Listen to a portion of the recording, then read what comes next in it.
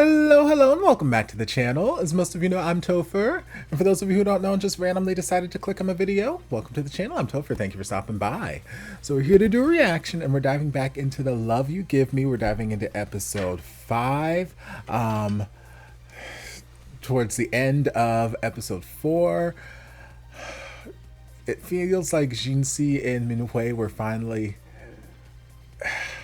It felt like Minwei got drunk at the party because she was trying to protect Jinsi because she knows that he's got this heart condition, and she confessed a lot of just honest feelings, and I feel like it was the start of getting Jinsi to finally soften up on her. So you could see the next day when they were supposed to be having the meeting and she was not there, that he was feeling some type of way, and he was hammering her Miss Cow, and he was just like being very, very difficult. It's like, well, perhaps, you shouldn't be left in charge. I feel like you should, blah, blah, blah. So we had to get Minhui to the meeting immediately. But then she got a phone call midway through her meeting that her son, something was happening at the hospital with her son, and she had to go. So we're going to dive in and just see where the things take us this episode.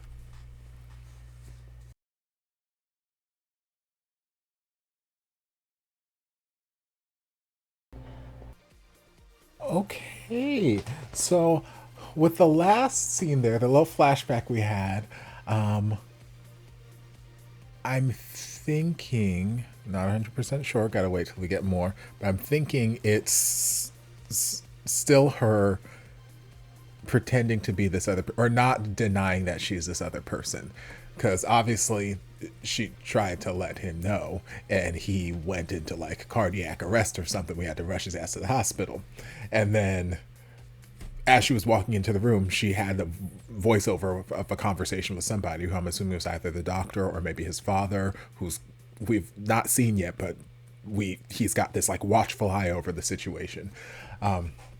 Someone saying, we can't have another episode like this because he may not survive. So she's trying to avoid upsetting him or getting him worked up like that again. So he's like, oh, I've been looking for you ever since I left the orphanage, this, that, the other, and I went back to the orphanage and they said that you'd been adopted and they must have changed your name, right? So I'm thinking that he's thinking she's still this other person that Sutian, who he kept looking for, and he's like, okay, well, your parents must have changed your name when you were adopted, so now you go by Minhui. She's not denying it right now because, again, she doesn't want to exacerbate anything. She's like, after you feel better, you got to go to the States and get your surgery. And then, I guess ties were cut right after that point. But yeah, I'm interested to just see. I like all these little flashbacks we're getting at the end of the episodes, just filling in these gaps bit by bit by bit. But as far as the rest of the episode goes, well, I called it since the first episode, since they were washing their hands. And then as the series went on, I'm like, yeah, that's his kid. It's just a matter of time before that bombshell drops. But yeah, that's his kid. So she goes to the hospital to check on Shen Chen because he didn't want to go back to kindergarten because the kids were making fun of him, because kids are little assholes sometimes. They just are. No rhyme reason, and then the next minute they're perfectly fine with you. So he didn't want to get made fun of, which, fair, understandable. And Jinsi was wanting to go visit the hospital to see him, but also to see Minhui because he cares in a sense. And on his way into the hospital, he came across Shen Chen, and throughout the conversation, he's just getting flashbacks to him as a kid, him having to wear the heart monitor, kids making fun of him, not wanting to play with him. And, he's felt very sympathetic towards this kid for episodes at this point. There's just like this sort of unspoken bond, aside from them obviously having whatever blood relation. Like there's just this unspoken, like he relates to him. He's got the heart issues, I have the heart issues, he's going through this as a kid, I had to go through this as a kid, blah blah. So it's just kind of like a unspoken bond of people who are going through similar experiences. But he did a very sweet thing. He's like, okay, they don't want to believe that you're Iron Man. Fine, I'm gonna make you the coolest little medallion. You can wear it over your monitor, and then bam, no one will doubt that you're Iron Man. And that's all it took for the kids to think that he was the coolest thing in the world. And obviously that makes Minwei feel happy because Chen Chen is happy.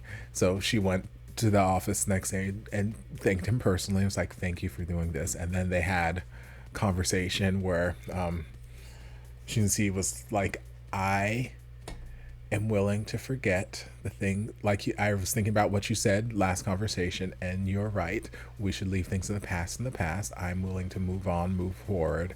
And it was nice. I wasn't sure if that conversation was going to like take like a left turn somewhere, or if he was going to like say something really sarcastic or like abrasive or something like that. But no, it was just genuine nice conversation. Genuinely, let's forgive and forget, let's move on. Granted, in his head he's already got these suspicions about Chen Chen being his kid and this, that, the other, but still he's willing to move forward and just kind of let bygones be bygones a little bit. It's like, okay, I like this. I like this footing that we're kind of on right now. And then again, he's just got this, not really obsession with Chen Chen, but he's got this growing fondness for this little kid because there is something in this kid that he sees, some part of him that he sees in this kid. And he's like, I relate to him. And when you've gone through these hardships and you see someone else going through those same things and you relate to them, a lot of times the instinct is to try and help them through those, so, or do what you can to make it easier for them. So he's like, I want to do something special for this kid, so I'm gonna get him this Iron Man thing. And I do appreciate that the teacher was like, Chen Chen, do you know this beautiful man? And he's like, oh yeah, I've met him lots of times. Which again, still, for me, as the teacher, don't know that that's enough of a good answer. Because just because you've met this man a dozen times doesn't mean that he is someone that should be trusted. Because it could just be some random ass stranger who you've met outside school a dozen times, who gave you candy each time, and your parents have never heard of this man, whatever. Like, yeah, so you could be trying to traffic and whatnot, but obviously that's not the case here. But I do appreciate that the teacher was wanting to check that. So then, he brought him the Iron Man mask, and something happened. Tripped, fell, I don't know. He got some sort of scratch, and we took him to the hospital. Did we actually take him to the hospital? Now that I'm thinking about it, because when Minhui got there, and Hardy came through, he's like, hey, he needs a blood transfusion, this, that, the other. And then the teacher called, like, yeah, we got him all, we got his scratch all patched up, and we're in the, did she say we're in the waiting room? Or did she say we're in the front office or something? Like, I got the impression that they were just like in the waiting room. Hold on, I'm just kind of scrubbing through the episode.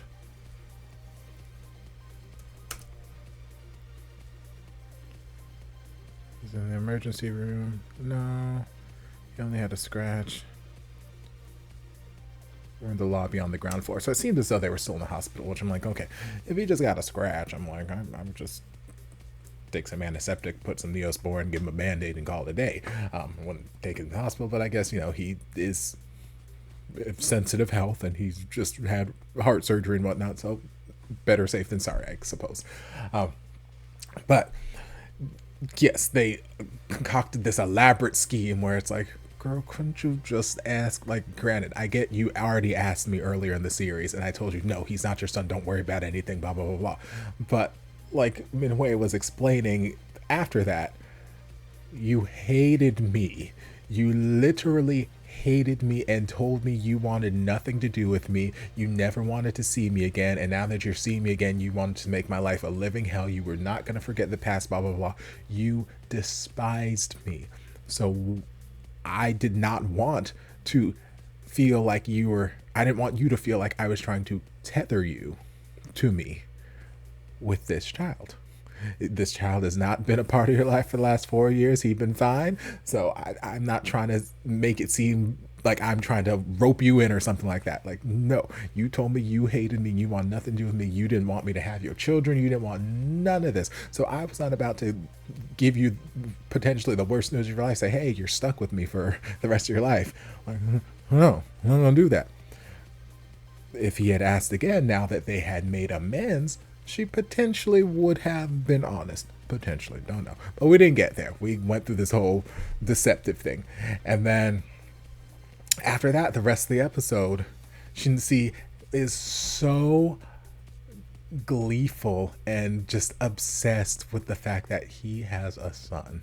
He's like, it feels like he feels like such a proud papa, like those fathers you see in TV shows and movies and real life, where, except, you know, they're expecting to have a kid, and like the baby is born and the first time they hold them in their arms, whatnot, and just the joy beaming from them from the inside out, and they just feel so happy and just like that's the kind of level of joy that Shinsi was expressing in that moment. Like, he was just so in love with the fact that I have a son. I have, and everything was looping back to him. Like, what I want to get him something. What do you think he likes? Oh, don't, you wouldn't know. Let me ask Min Hui. And then he's like, girl, he's like, sir, it's really, really late. He's like, right, it's late. He's probably sleeping right now. I wouldn't want to wake him up. Oh, I have a son. And it's like, it's precious. It is precious. And literally all he wants to do at this point now is just spend time with his son. He wants to get to know his son, make up for the lost time. He's not trying to steal him away from Min Hui. He's not trying to do anything like that. He just wants to spend time with his son, which I think is a very fair request. Now, I understand Min Hui's reservations because, A, this man is in my house without my permission. How you get in? But also, like, I had so many questions about that scene. A, how you get in? Probably little boy knows code or whatever to get in the house. So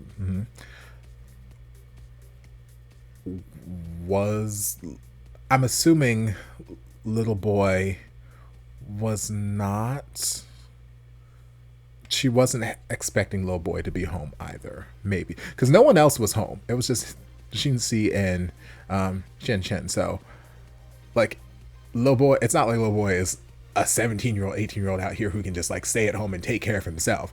So I don't think that she would be the type to just leave him at the apartment all by himself. So I'm assuming she did not expect little boy to be there. So how did my son get here? How did you get in here? Why are you here? Lots of questions. Did Shinsi go about it the right way? Maybe not. But again, I understand he means no harm. I understand where he is coming from. He just wants to spend time with this kid. And it's endearing. It is precious. It is adorable. And I like seeing them bond. I love seeing them bond. It's adorable. And like, literally, I feel like I've seen Shinsi's character smile so much in this episode. Like, every other episode thus far, we might have seen like the little hint of a smile for maybe like 30 seconds in a scene, and then that's all you get for the episode. He has been beaming this entire episode, and it is so endearing. It is so precious. When he was playing with Chen Chen and they had the little ponytails or braids in their hair and the matching panda shirts, and just like, it's adorable. Granted, I feel like to Chen Chen, this is just like, yes, he wants him to be his new daddy or whatnot, but you know, congrats, kid, you got a fine ass daddy now. But I feel like to Chen Chen, like, it's just, okay, this is a fun man. This is a new friend for me. Right now, eventually we'll get to that whole father-son relationship, but right now it's like they're building a friendship, and it's fun, it's endearing, it's super sweet to see.